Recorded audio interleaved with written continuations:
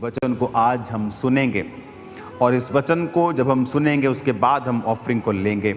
आज ये इम्पॉर्टेंट जगह के ऊपर आज मैं हूँ, प्रेयर माउंटेन के ऊपर आज मैं हूँ और प्रार्थना कर रहा हूँ पास्टर्स मीटिंग के लिए।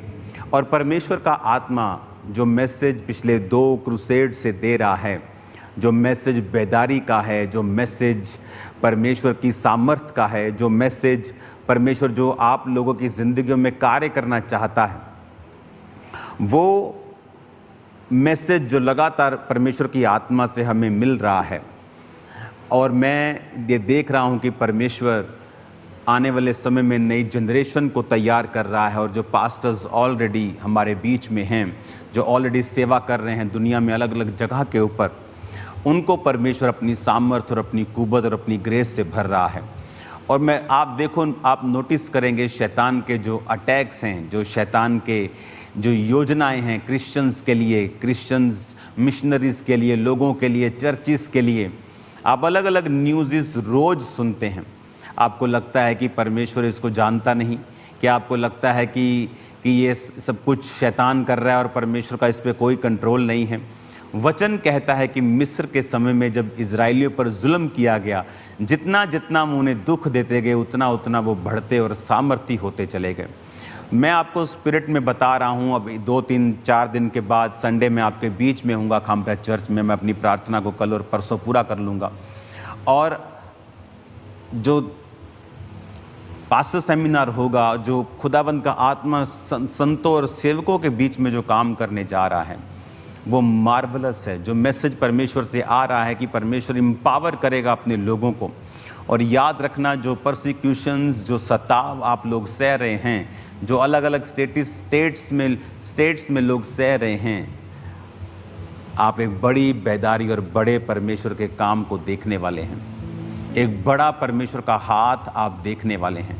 आपको घबराने की ज़रूरत नहीं है, आपको आनंदित रहने की ज़रूरत है, क्योंकि शैतान जो है तिल मिलाया हुआ, घबराया हुआ, उसे दिख रहा है कि जो उसका राज्य था वो उसके हाथों से निकलता जा रहा है। और परमेश्वर का राज्य जो किसी धर्म को स्थापित करने नहीं, जो धर्म परिवर्तन करने नहीं, जो जीवन परिवर्तन करने आया, जो आत्मिक राज्य परमेश्वर स्थापित करने आया, शैतान को दिख रहा है कि वो राज्य स्थापित हो रहा है। आज जो लोग सेवा में हैं, जो लोग पास्टर्स हैं, जो लोग परमेश्वर का कार्य करते हैं, परमेश्वर का आत्मा आपसे बात कर रहा है। आज इस पवित्र हुजूरी में, इस अनॉइंटेड प्लेस से आज मैं आपको वेरी इंपॉर्टेंट मैसेज देकर और फिर मैं आपके लिए प्रार्थना करने वाला हूँ।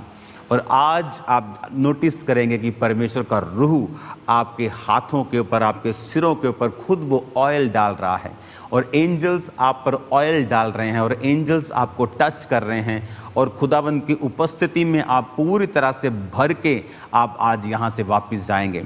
आज जो बड़ी मीटिंग है उसके लिए मैं आपको कॉन्ग्रेचुलेशन बोलता हूँ, क्योंकि परमेश्वर ने ये ठान लिया है कि आज आपको वो आत्मा से भरपूर करके वापस भेजेगा। और जितने पास्टर्स आज चर्च में मौजूद हैं, सेवक मौजूद हैं, इवेंजलिस्ट मौजूद हैं, जो खुदावंद की सेवकाई प्रचार के रूप में करते हैं, आप पर मैं प्रार्थना करने वाला हूँ और ज़िंदगियाँ आपकी सेम नहीं रहने वाली हैं। हालेलुया। दानियेल 5 उसकी 1 आयत में लिखा है, बेलशस्सर नामक राजा ने अपने हज़ारों प्रधानों के लिए बड़ा भोज किया और उन हज़ारों लोगों के सामने दाख मधु पिया।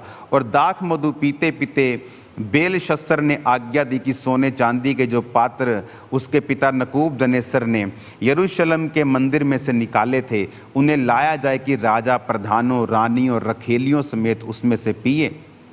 अब यहाँ पर जिस राजे ने दानियेल और उसके 3 साथियों को अगवा किया था और अपने पास ले गया था कि उन्हें तैयार करे, अब वो इस दुनिया में नहीं है और आगे एक बेलशस्सर नाम का राजा है। और ये राजा परमेश्वर का भय नहीं मानता और ये परमेश्वर के घर से मंगवा कर उन बर्तनों में जो परमेश्वर के पवित्र बर्तन थे और उनमें शराब पीता है। और वचन कहता है कि जब वो शराब पी रहा था और शराब पीकर अपने पीतल और अपने काठ के देवताओं की स्तुति कर रहा था, तो लिखा 5 आयत में, उसी घड़ी मनुष्य के हाथ की कई उंगलियां निकलकर दीवट के सामने राजमंदिर की दीवार के चूने पर कुछ लिखने लगी और जो हाथ का भाग लिख रहा था वो राजा को दिखाई पड़ा। अब यहाँ पर एक हाथ प्रकट होता है और हाथ प्रकट होकर वो लिखने लगता है और अकेला हाथ है। और ये देखकर जो बाइबल कहती है राजा के जो जोड़ थे वो ढीले पड़ गए, राजा कांपने लगा और सब पंडितों को और सब शास्त्रियों को, सब लोगों को, विद्वानों को, तांत्रिकों को बुलाया गया कि ये जो लिखा है इस हाथ ने, इसे पढ़ के बताओ। और वचन कहता है, जब आप पूरा 5 अध्याय पढ़ेंगे तो उसमें लिखा है कि कोई भी, 8 आयत में लिखा, तब राजा के सब पंडित लोग भीतर आए और उस लिखे हुए को ना पढ़ सके, ना राजा को उसका अर्थ समझा सके। इस पर बेलशस्सर राजा घबरा गया और भयभीत हो गया और उसके प्रधान भी बहुत व्याकुल हुए। राजा और प्रधानों के वचनों को सुनकर रानी भोज के भवन में आई और कहने लगी, राजा तो युग युग जीवित रहे, अपने मन में ना घबरा, ना उदास हो। तेरा राज्य में दानियेल एक पुरुष है जिसका नाम तेरे पिता ने बेलतशस्सर रखा था। उसमें पवित्र ईश्वर की आत्मा रहती है। उसके राजा के दिनों में उसमें प्रकाश, प्रवीणता और ईश्वर के तुल्य बुद्धि पाई गई। हे राजा, तेरा पिता जो राजा था उसने उसको सब जोशियों, तंत्रियों, कसदियों, भावी बताने वालों का प्रधान ठहराया था, क्योंकि उसमें उत्तम आत्मा, ज्ञान, प्रवीणता और स्वप्नों का फल बताने, पहेलियां खोलने और संदेह दूर करने की शक्ति पाई गई। इसलिए अब दानियेल बुलाया जाए और वो इसका अर्थ बताएगा।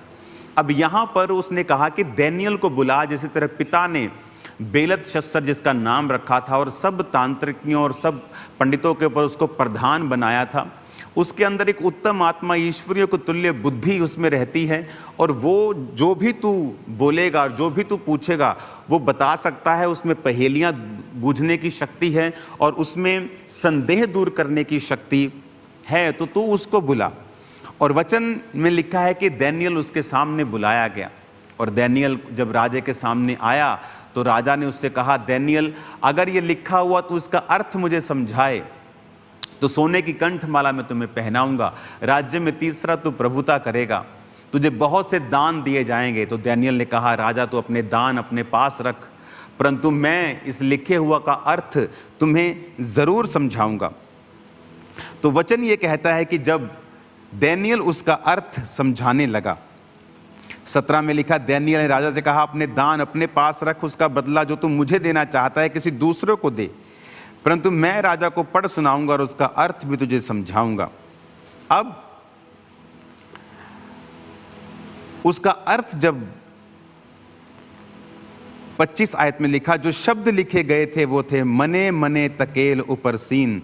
इस लेख का अर्थ है मने, यानी परमेश्वर ने तेरे राज्य गिनकर उनका अंत कर दिया है।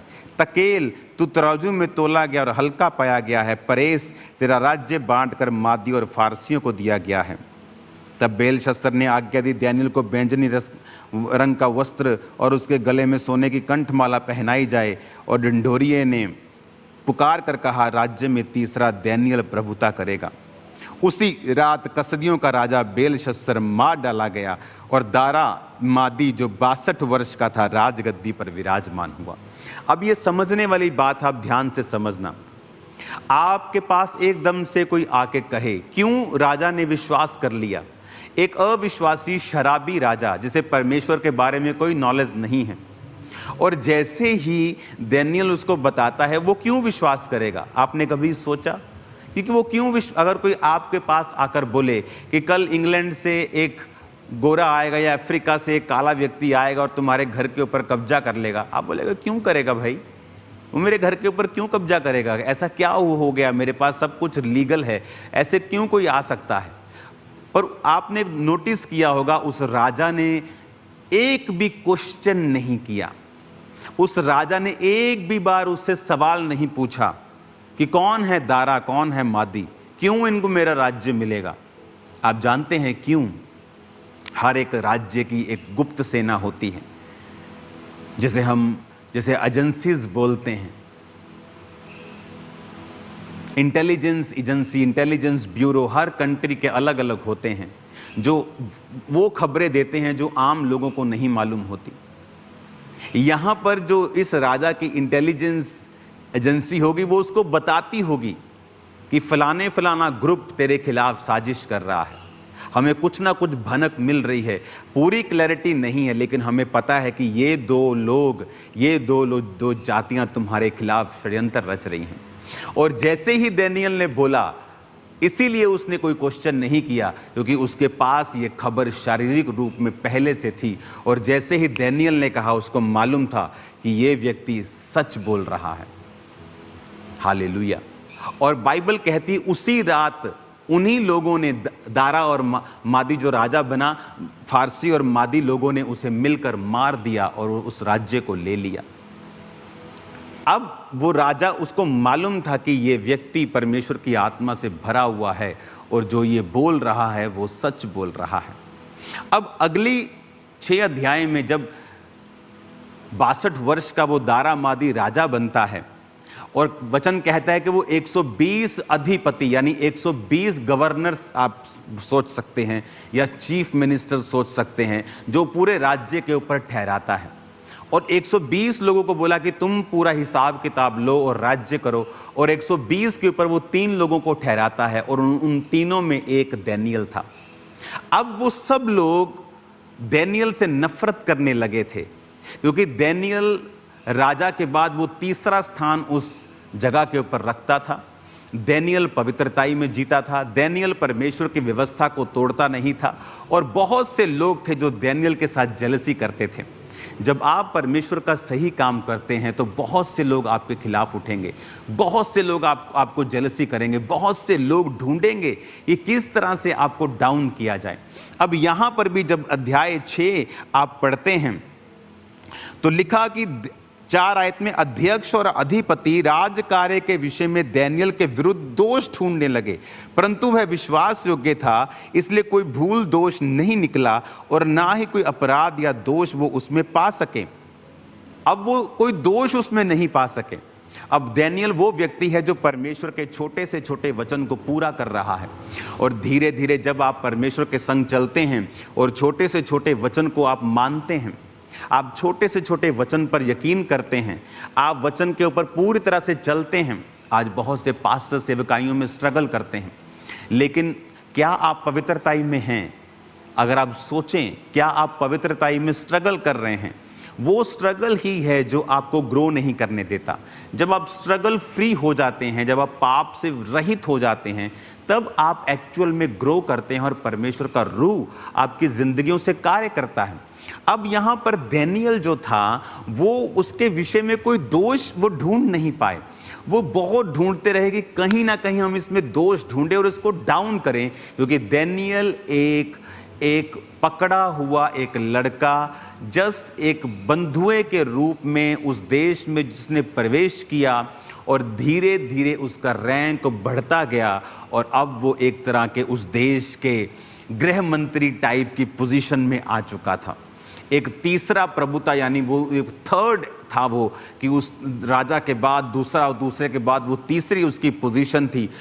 वेरी हाई पोजीशन, रिगार्ड उसका लोग करते थे, लेकिन लोग अभी भी जो जेलसी करने वाले थे उसको डाउन करना चाहते थे, उसके खिलाफ षड्यंत्रों को रचते थे, किसी न किसी रीति से हम इसे डाउन कर सकें।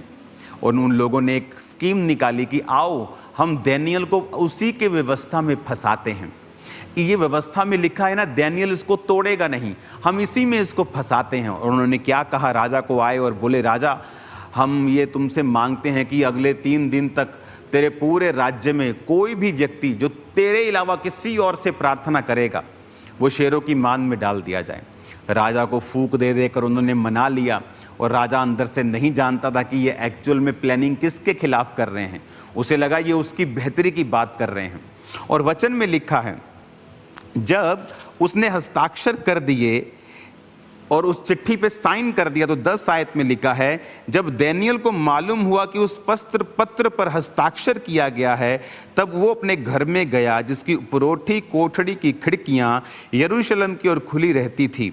वह अपनी रीति के अनुसार जैसा दिन में 3 बार परमेश्वर के सामने घुटने टेक कर प्रार्थना और धन्यवाद करता था, वैसा ही तब भी करता रहा।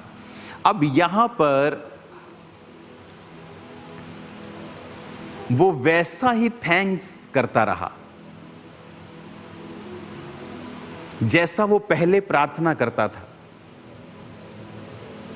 उसने अपनी प्रेयर को चेंज नहीं किया। उसे मालूम था कि उस पत्र के ऊपर हस्ताक्षर कर दिए गए और वो साइन हो चुके हैं कि जो कोई राजा के अलावा किसी और देवता से प्रार्थना करेगा वो शेरों की मांद में डाल दिया जाएगा।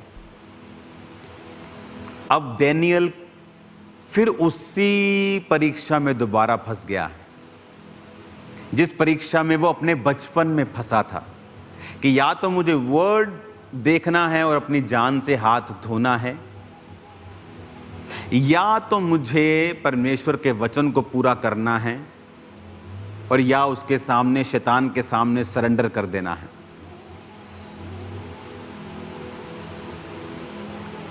विश्वास कैसे साबित होता है कि आप विश्वासी हैं?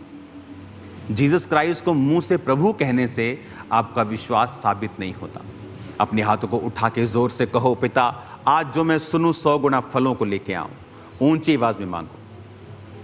ये क्यों हिल रहा लड़का है?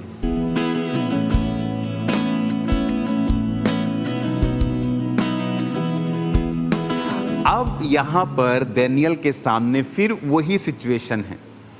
मैं महसूस कर सकता हूं जो सिचुएशन 2004 और 5 पे मेरी जिंदगी में रही और मैंने फास्टिंग के साथ उसे परमेश्वर के ग्रेस से हैंडल किया। 20 साल बाद फिर वही पोजीशन को मैंने देखा अपनी लाइफ में, और फिर परमेश्वर ने मुझे उससे निकाला। और ये दानियेल के साथ फिर दोबारा हो रहा है।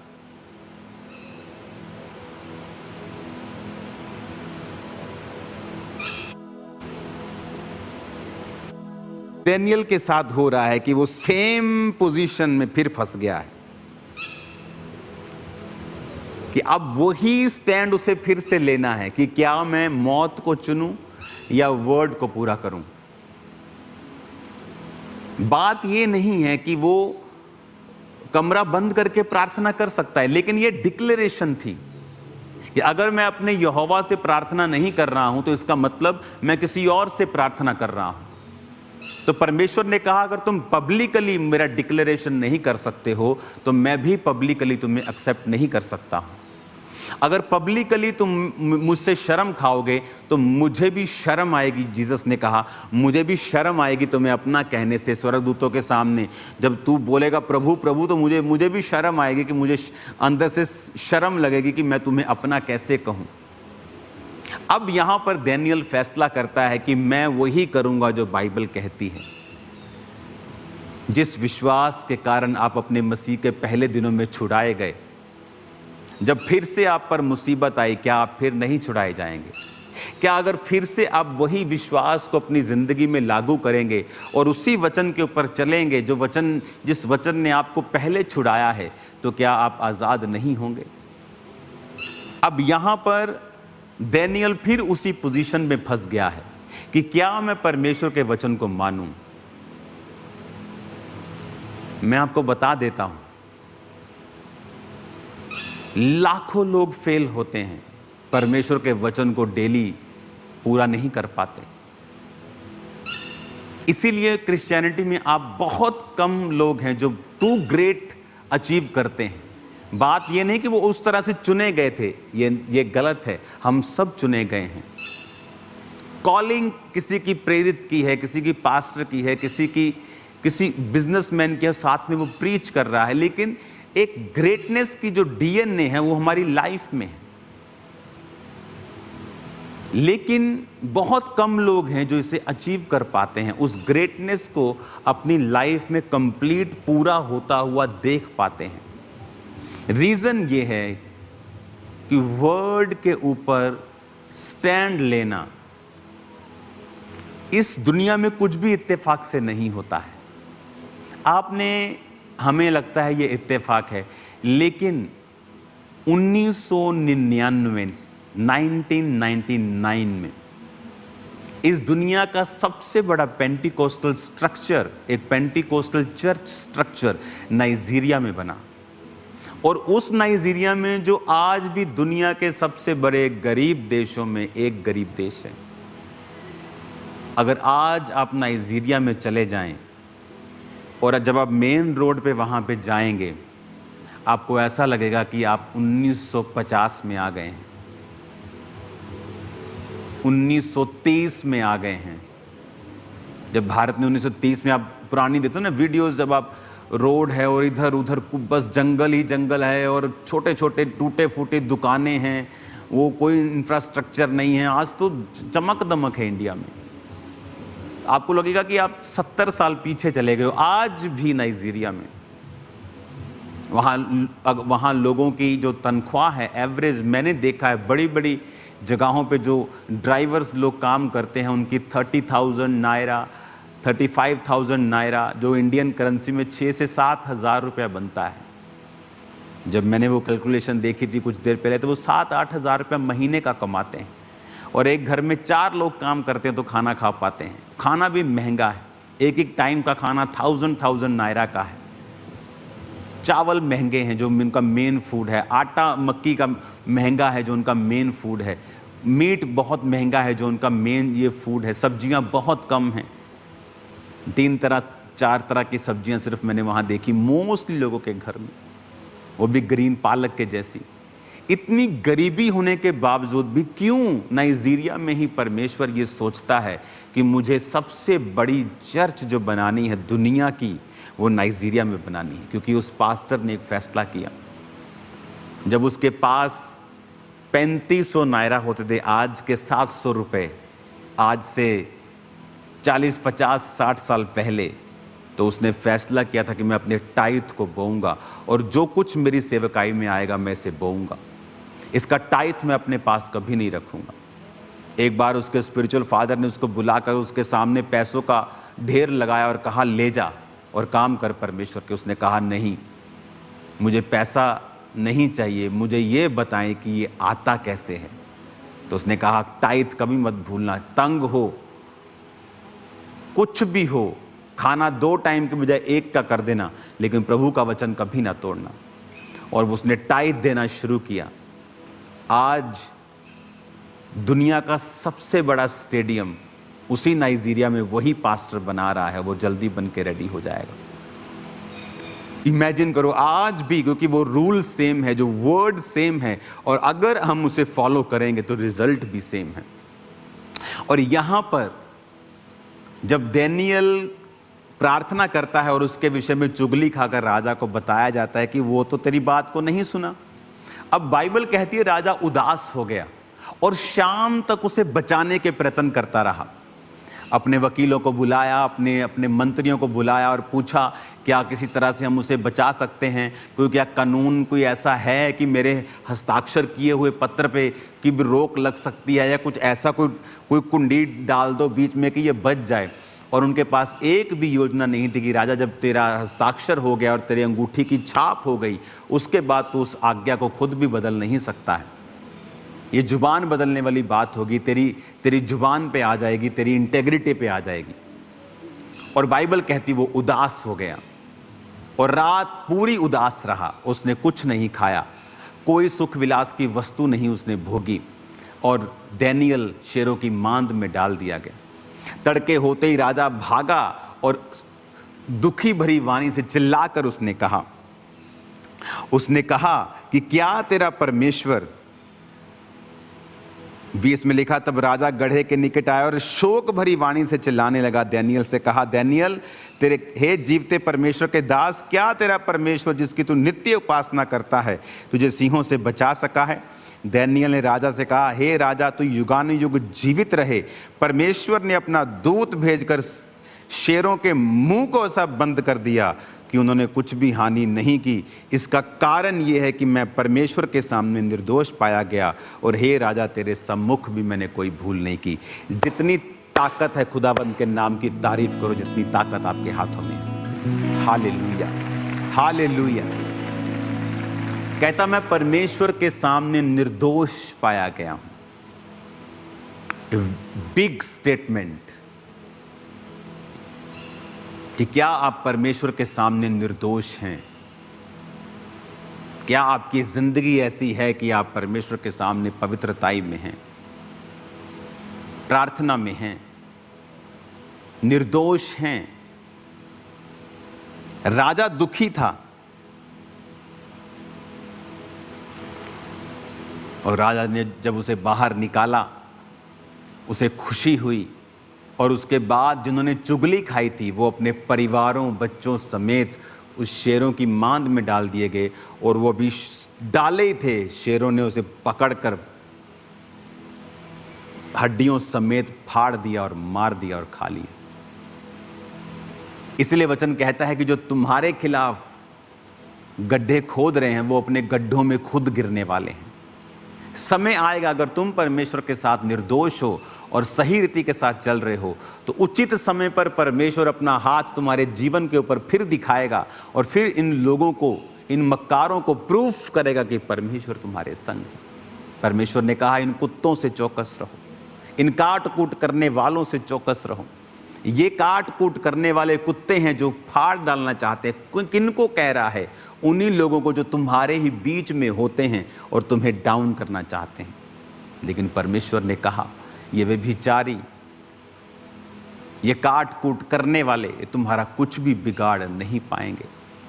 ये तुम्हारे खिलाफ लाख मक्कारियां करें, तुम्हारे खिलाफ योजनाएं बनाएं, तुम्हारे खिलाफ प्लानिंग्स करें, लेकिन समय आने पर उनकी प्लानिंग्स को परमेश्वर ध्वस्त कर देगा और तुम्हें फिर से ऊंचा करके ऊंचाई पर खड़ा करेगा। क्या तुम परमेश्वर के सामने निर्दोष हो? क्या तुम परमेश्वर के सामने उसके वचन को फॉलो करते हो? क्या तुम आज भी परमेश्वर के वचन से प्यार करते हो या नहीं? इमेजिन करो, वो राजा उदास था, वो नहीं चाहता था डैनियल जाए, क्योंकि उसको मालूम था कि डैनियल के उन्हीं प्रोफेटिक वर्ड्स के कारण आज वो राजगद्दी के ऊपर बैठा हुआ है। डैनियल के जो वचन होते हैं वो सच्चे होते हैं। इसकी भविष्यवाणियां इंटरनेट से देखी, फेसबुक या भविष्यवाणियां नहीं होती। ये सचमुच परमेश्वर से सुनता है और उसने बोला था कि तेरा राज्य फारसी और मादियों को दे दिया जाएगा और मादियों में से ही एक राजा, दारा मादी, उस देश का फिर राजा बना। इसलिए वो उदास था और नहीं चाहता था कि डैनियल उस शेरों की मांद में जाए। और डैनियल कैसे बचा? वो वही करता रहा विश्वास के साथ जो वो पहले करता था। वो वर्ड को फॉलो करता रहा, वर्ड ऑफ गॉड को वो फॉलो करता रहा। परमेश्वर पक्षपात नहीं करता। आप पास्टर हैं, आप बिलीवर हैं, अगर आप वर्ड को फॉलो करेंगे परमेश्वर आपको बरकत देगा। अगर आपकी लाइफ पवित्रताई, प्रार्थना, उपवास वाली जिंदगी है वो आपको बढ़ाएगा। अगर आपकी बोने वाली जिंदगी है वो फाइनेंशियली आपको प्रॉस्पर करेगा और रास्तों को ओपन करेगा और आप वो कर सकेंगे जो दूसरे नहीं कर पाए हैं। इसका मतलब ये नहीं कि वो दूसरे इसलिए नहीं कर पाए, परमेश्वर नहीं चाहता। परमेश्वर चाहता था लेकिन उनके अंदर वो फेथ नहीं है। आपकी प्रार्थना फेथ को दिखाती है। जब आप प्रार्थना करते 3 दिन, विदाउट फेथ आप नहीं कर सकते। आप 1 घंटा कर लेंगे, ठीक है, मम्मी ने बोला मैं कर लिया, मेरा परिवार बैठा मैंने कर लिया, लेकिन आप 3 दिन की उपवास प्रार्थना नहीं कर सकते अगर आपके अंदर विश्वास नहीं है। तो आप नहीं बो सकते हैं अगर आपके अंदर विश्वास नहीं है कि परमेश्वर का मेरे संग ये कवनेंट है कि परमेश्वर मैं बोऊंगा और तू मुझे आशीष देगा। बिना विश्वास आप नहीं कर सकते हैं। और विश्वास ही है जो आपको आगे लेके जाता है और आपको नेक्स्ट लेवल के ऊपर आपकी जिंदगी को स्टेब्लिश करता है। हालेलुया। आज इस वचन से हमें सीखने को मिलता है कि वो राजा जो स्पिरिचुअली नॉनसेंस था और परमेश्वर के भवन के पात्रों में शराब पी रहा था और परमेश्वर ने उसे पनिश किया। उस गैर भाषा का अर्थ जो हाथ ने लिखा था उसे डैनियल ने समझाया। उसमें संदेह दूर करने की शक्ति थी, पहेलियां बूझने, यानी जो चीज़ें अनसुलझी हैं डैनियल का दिमाग, क्योंकि उसके अंदर एक उत्तम आत्मा रहती थी, उसके अंदर एक विजडम थी, परमेश्वर के तुल्य उसके अंदर बुद्धि थी। उसको मालूम था कि ये काम मुझे किस रीति के साथ और कैसे करना है। अधिपतियों में भी वो 120 अधिपतियों में भी जो 3 टॉप पे थे वो टॉप में था। उन टॉप में भी वो टॉप में होगा क्योंकि परमेश्वर का आत्मा उसके अंदर था। और क्यों उसके अंदर था? वर्ड फॉलो करना। आज हजारों गलतियां विश्वासी करता है। 10-10 घंटे टीवी के सामने वो बैठता है, लेकिन लगातार वो 2 घंटे परमेश्वर की उपस्थिति में आज नहीं बैठ सकता है। और परमेश्वर ने कहा तू परीक्षा में पड़ेगा जब तू प्रार्थना नहीं करेगा। लेकिन हम जब प्रार्थना नहीं करते हैं और परीक्षा में पढ़ते हैं, हम दूसरों की गलतियां निकालते हैं क्योंकि हम नहीं जानते कि हमारी लाइफ प्रेयरलेस है, वर्डलेस है, फेथलेस है। और फिर हम परमेश्वर को दोष देते हैं कि हाँ,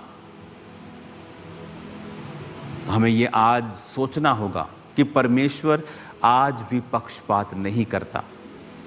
एक सबसे गरीब देश में दुनिया का सबसे खूबसूरत चर्च बनना ये इत्तेफाक नहीं था, ये एक स्टैंड था एक पास्टर का।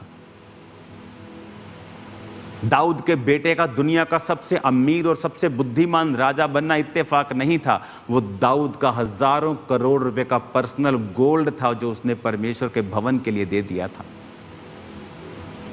आज जब लोग गवाही देते हैं कि परमेश्वर ने मुझे इन चीजों के साथ ब्लेस किया, उनका बोना देखना किस तरह से परमेश्वर में उन्होंने बोया है और परमेश्वर ने उनको किस तरह से ब्लेस किया है।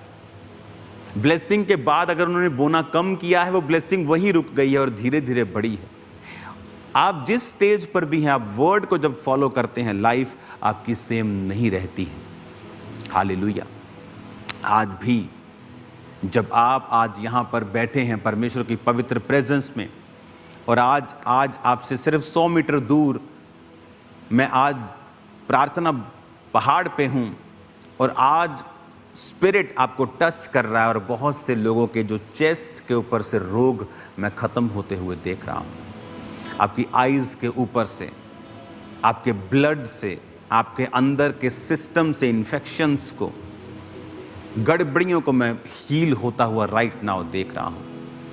इस प्रार्थना पहाड़ की फायर आज जो यहां मैं महसूस कर रहा हूं, और मैं वो फायर को आपके जीवन के ऊपर जाता हुआ देख रहा हूं। हर एक दुष्ट आत्मा जो आपकी लाइफ में खुदा की ओर से नहीं, वो आपकी लाइफ को छोड़ के अभी जा रही है यीशु मसीह के सामर्थ्य नाम में, और आप बड़े कार्यों को परमेश्वर के होता हुआ देखेंगे। अब मैं ये चाहता हूं कि हम अपने हाथों को उठाएं, और जितने पास्टर्स चर्च में मौजूद हैं वो पुलपिट पे सामने आ जाएं।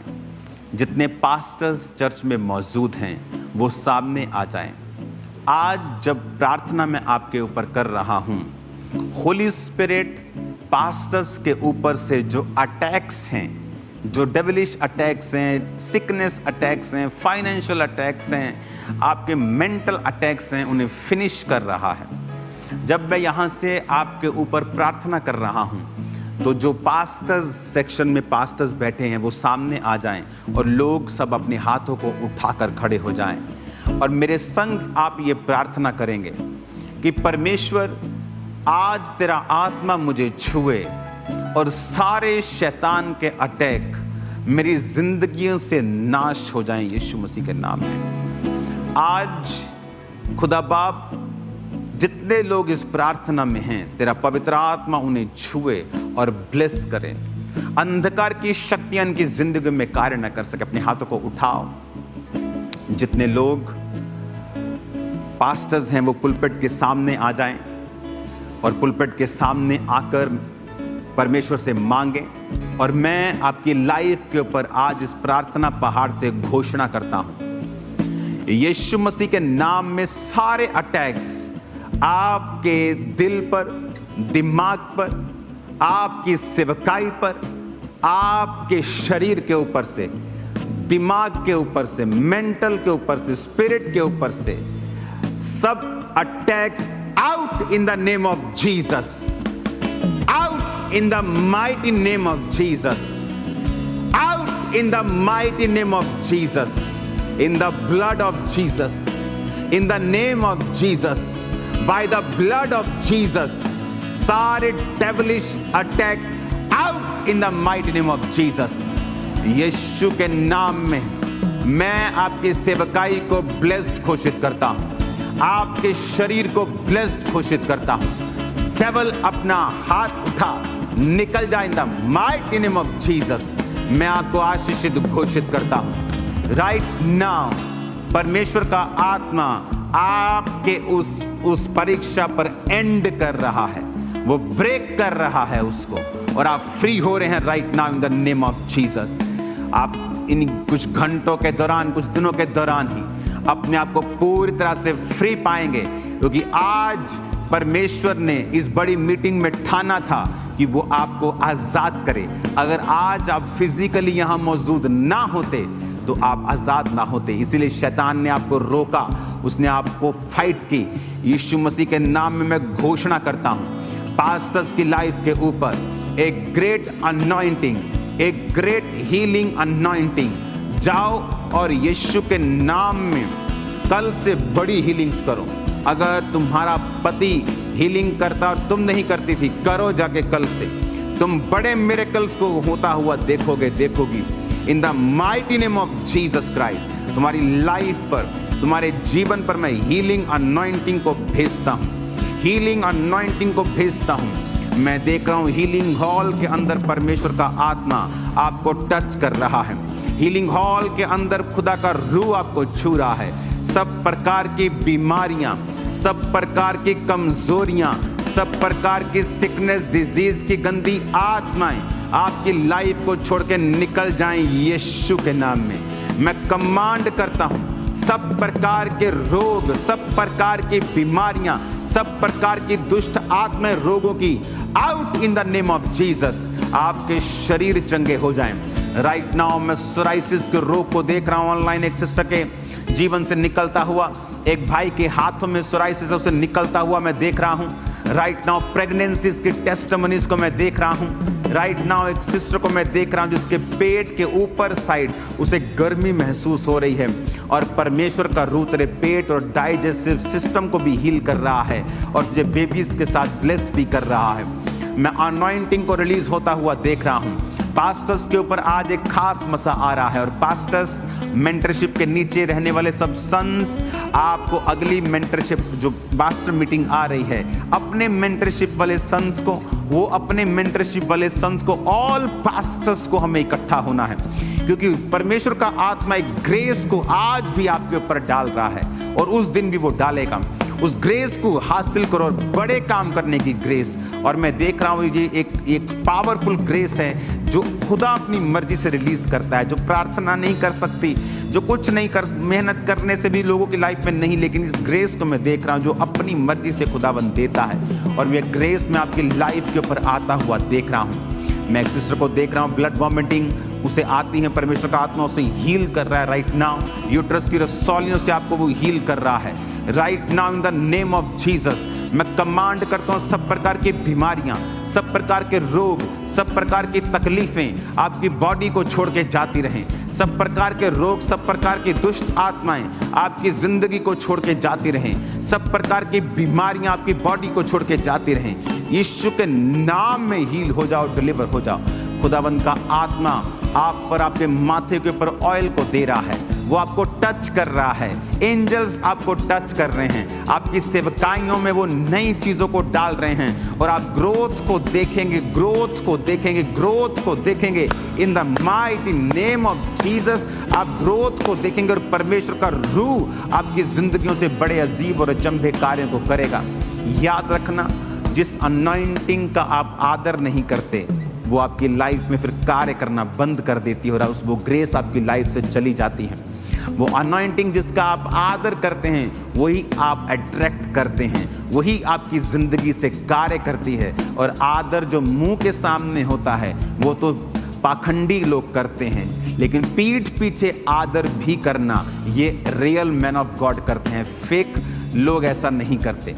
फेक लोग मुंह पर आदर करते और पीछे नहीं करते। आप फेक लोगों में मत बने, उनमें मत बने जो उस ग्रेस को छोटा समझते हैं, क्योंकि परमेश्वर की आत्मा ने जो बड़े कार्य किए हैं वो और भी बड़े कार्य सेवकाइयों से और इस सेवकाई और आपकी सेवकाइयों से करने के लिए जा रहा है। मैं आपको ब्लेस्ड घोषित करता हूँ, हील घोषित करता हूँ। TB out in Jesus name, cancer out in Jesus name. आप ब्लेस्ड हैं, आप ब्लेस्ड हैं। यीशु मसीह के पवित्र और सामर्थी नाम में आप ब्लेस्ड हैं।